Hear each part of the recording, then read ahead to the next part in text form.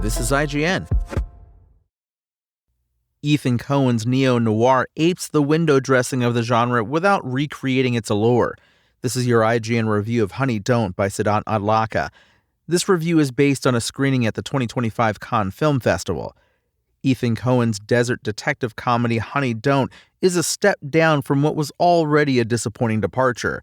When older Coen brother Joel branched out from the duo's acclaimed collaborations, it led to Shakespearean grandeur. There's no shame in going a more playful route, as the younger Coen and co-writer Trisha Cook did with Honey Don't, and its predecessor Drive Away Dolls.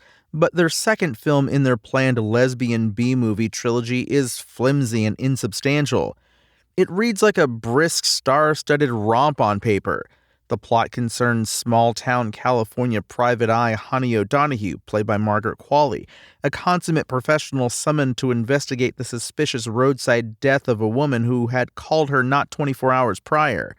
Coen and Cook zoom out to give us the lay of the land before agonizingly connecting each dot between the deceased sexually exploitative church leader Reverend Drew Devlin, played by Chris Evans, Honey's fractured family life, and her advances towards alluring policewoman M.G. Falcone, played by Aubrey Plaza. Each of these subplots has its own subplots that drag Honey Don't further away from its mystery. What's more, none of Honey's sleuthing ever turns up useful answers. Notable discoveries and plot turns usually fall in her lap, and the story's disparate threads end up being tied together through sheer coincidence. This might be intentional. Coen and Cook are more concerned with the theme of feminine trauma and anger binding their storylines.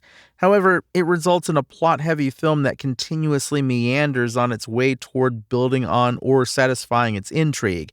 There's no single noir tradition that dictates exactly how a modern successor should operate. Some of these stories focus on the mystery, while others use their underworld escapades as vehicles for charismatic characters. But that's the main ingredient Honey Don't lacks. If Honey Don't has one redeeming performance, it's that of Charlie Day as local detective Marty Medicavich. It's a minor role made hilarious in a retrograde, tongue-in-cheek manner, since Marty keeps desperately asking Honey out on dates, no matter how many times she clarifies her sexual orientation. Honey Don't lacks both visual pizzazz and the kind of Coen-esque edge that made the brothers' previous capers shine. Their zaniest works, like The Big Lebowski and Raising Arizona, let their sprawling ensembles loose in a funhouse mirror reflection of reality. But this one feels far too plodding to draw your attention. It also reads too overtly like the product of a hasty first draft influenced by the window dressing of other better noirs. The PIs, the lurid crimes, the femme fatales, without the time or effort to examine what drew audiences to those movies in the first place. Slow-moving when it should be snappy, Ethan Coen's Honey Don't mimics the motions and machinations of the noir genre, but seldom matches its intrigue or energy.